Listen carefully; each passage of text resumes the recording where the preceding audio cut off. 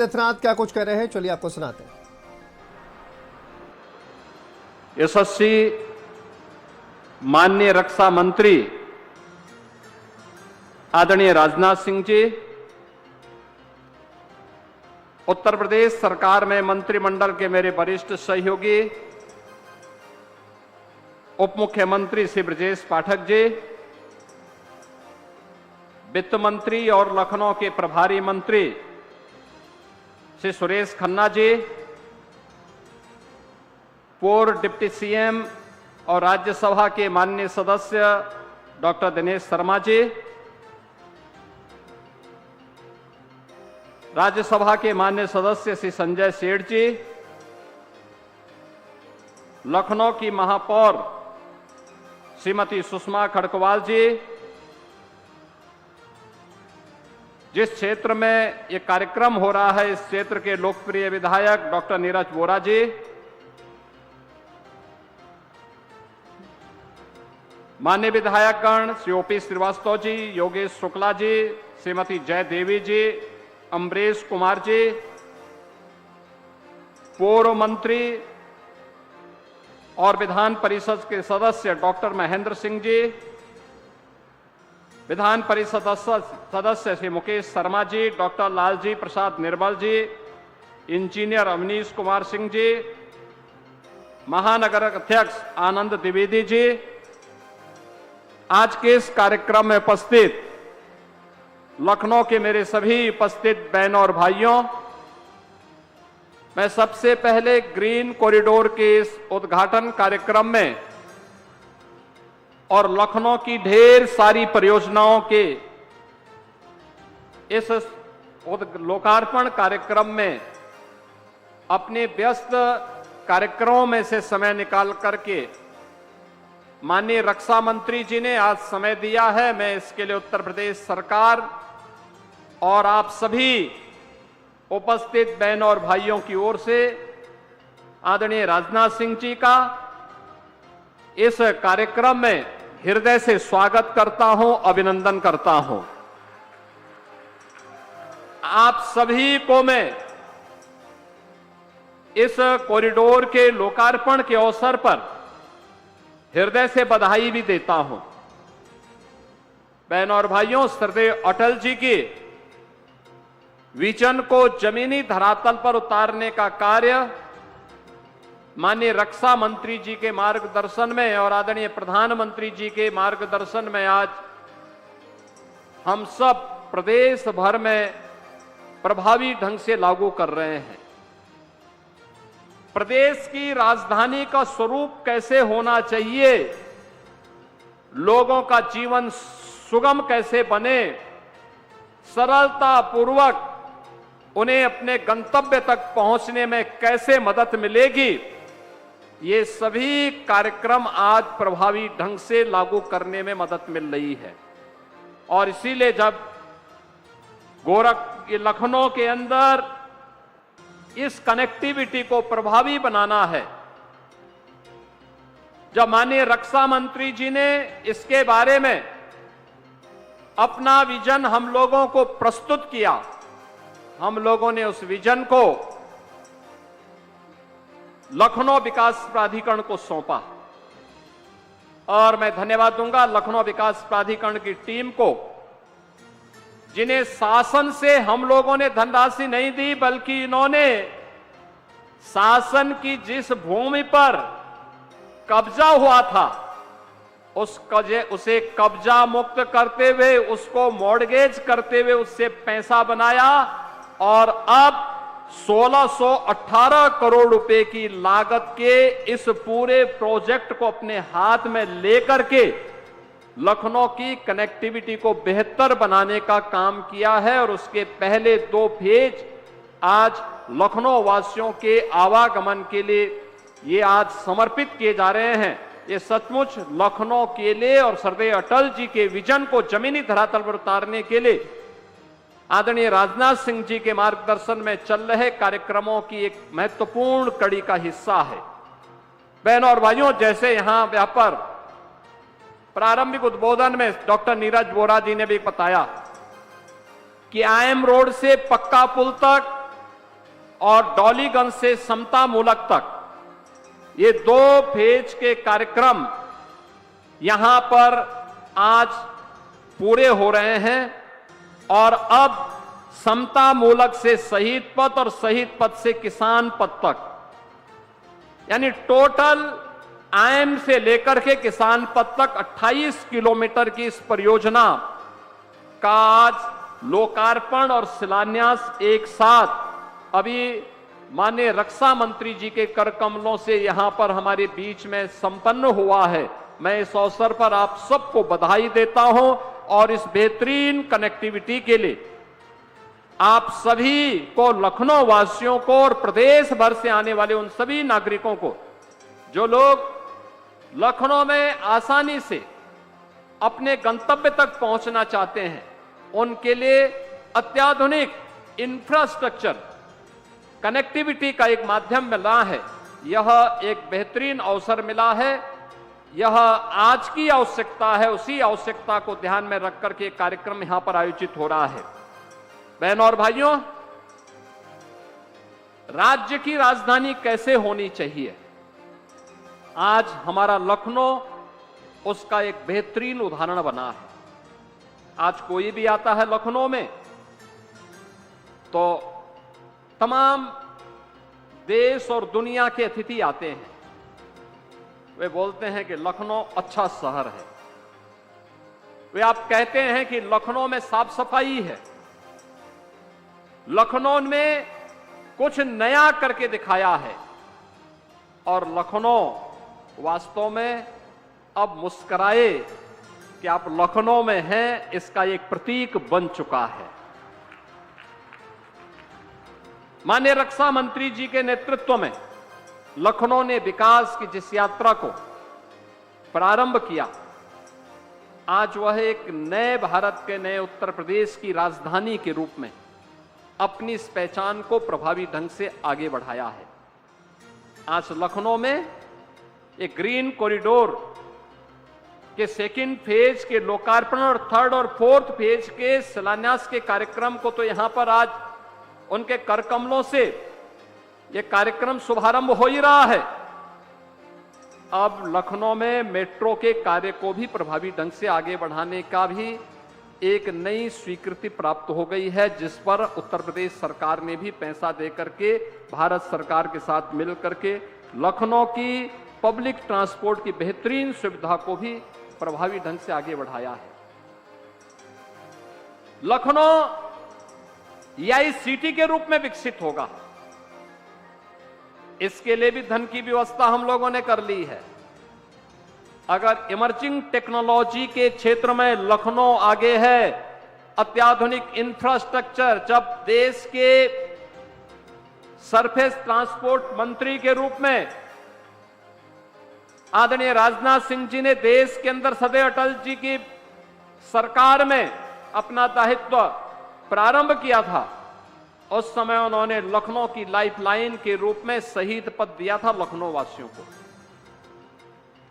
उन्होंने आदरणीय प्रधानमंत्री मोदी जी के नेतृत्व में गडकरी जी को बुला करके, भारत सरकार के सड़क राजमार्ग मंत्री गडकरी जी को बुला करके लखनऊ के बाहरी कॉरिडोर के रूप में किसान पथ दिया। लखनऊ के चारों ओर आप देखते होंगे एक लंबा कॉरिडोर आपको दिखाई देता होगा सड़कों का। ये लखनऊ के भविष्य के विस्तार के साथ साथ विकास का भी एक प्रतीक बन रहा है। जो हमने उत्तर प्रदेश को 2029-30 में $1 ट्रिलियन की इकोनॉमी बनाने का लक्ष्य रखा है, उस लक्ष्य को प्राप्त करने में जो महत्वपूर्ण मानक होते हैं उनमें अर्बनाइजेशन एक महत्वपूर्ण घटक है, और वह लखनऊ उस दिशा में आगे काम कर रहा है। और उसी कार्यक्रम को आगे बढ़ाते हुए अब आप देख रहे होंगे हम लोगों ने स्टेट कैपिटल रीजन के रूप में इसके विकास को और तेज गति के साथ आगे बढ़ाना प्रारंभ किया है। यहां पर आवासीय सुविधा कैसे होनी चाहिए, याद रखना, लखनऊ विकास प्राधिकरण को हमने बजट से पैसा नहीं दिया। ये पैसा उन्होंने यहीं की जो जमीन कब्जा हुई थी उसे कब्जा मुक्त करते हुए मलसे मऊ में यहां पर 40 एकड़ भूमि में लगभग 1000 करोड़ रुपए को उन्होंने मॉर्गेज करते हुए वहां पर इसे विस्तार देने का कार्य प्रारंभ किया है। ऐसे गौ घाट पर 11 एकड़ भूमि में जिसकी लागत है 70 करोड़ रुपया, उसको भी वहां विकसित करने का काम किया है। और ये ग्रीन कॉरिडोर लखनऊ के अंदर अब जिस दूरी को तय करने में आपको पहले पौन घंटे से 1 घंटे का समय लगता था, अब मात्र 10 से 15 मिनट में उस दूरी को तय या ग्रीन कॉरिडोर आपको कराएगा। ग्रीन कॉरिडोर का मतलब बिना किसी डिस्टरबेंस के इसको आपको आसानी के साथ ये आगे बढ़ाने का काम करेगा। और याद करिए, रक्षा मंत्री जी लखनऊ के सांसद हैं, तो उन्होंने दुश्मन को ठिकाना लगाने के लिए ब्रह्मोस मिसाइल भी इसी लखनऊ से बनाना प्रारंभ कर दिया। ब्रह्मोस मिसाइल में जो नौजवान इंजीनियर काम कर रहे हैं, उनका सिलेक्शन भी इसी लखनऊ के AKTU में ही उनका सिलेक्शन हुआ है। और ज्यादातर इंजीनियर AKTU से, यहां के पॉलिटेक्निक से, इंजीनियरिंग कॉलेज से, ITI से उन्होंने अपनी सर्टिफिकेट, अपना डिप्लोमा डिग्री लिया है। और अब देश की रक्षा आवश्यकताओं की पूर्ति करने के साथ साथ रक्षा सेवाओं में भारत को आत्मनिर्भर कैसे बनाना है, इस दिशा में भी अपना योगदान दे रहे हैं। और अपने घर में नौकरी भी प्राप्त करके गौरव के साथ आज यहां पर उस क्षेत्र में अपना योगदान दे रहे हैं। बहनों और भाइयों, अब तो लखनऊ अत्याधुनिक इंफ्रास्ट्रक्चर के साथ साथ इमर्जिंग टेक्नोलॉजी के एक हब के रूप में विकसित होते हुए और देश की रक्षा आवश्यकताओं का भी नया केंद्र के रूप में विकसित हुआ है। याद करना, आत्मनिर्भरता इसकी महत्वपूर्ण एक कड़ी है। आप देख रहे होंगे, गल्फ में वार छिड़ा है, दुनिया में एक आर्थिक अराजकता की स्थिति है। उन स्थितियों में हमारा देश मजबूती के साथ अपनी विकास की यात्रा को आगे बढ़ा रहा है। और विकास की यात्रा इसलिए क्योंकि देश के पास सक्षम और योग्य नेतृत्व है। उस योग्य नेतृत्व में भारत की हर एक सेक्टर की आवश्यकताओं की पूर्ति करते हुए आज भारत तेजी के साथ आगे बढ़ रहा है। और भारत आगे बढ़ रहा है, उत्तर प्रदेश पीछे नहीं रहेगा। उत्तर प्रदेश भी अपनी भूमिका का निर्वहन करेगा और उत्तर प्रदेश भारत के ग्रोथ इंजन के रूप में अपनी भूमिका का निर्वहन करते हुए आगे बढ़ रहा है। मैंने अभी यहां पर बताया, यहां पे जहां हम कार्यक्रम कर रहे हैं, ये झूलेलाल वाटिका है। अभी 19 मार्च को चैत्र शुक्ल प्रतिपदा से जो 9 संवत्सर प्रारंभ होगा, झूलेलाल महोत्सव के कार्यक्रम भी प्रारंभ होंगे। और इस वाटिका में कभी भारत और पाकिस्तान का क्रिकेट मैच भी हुआ था।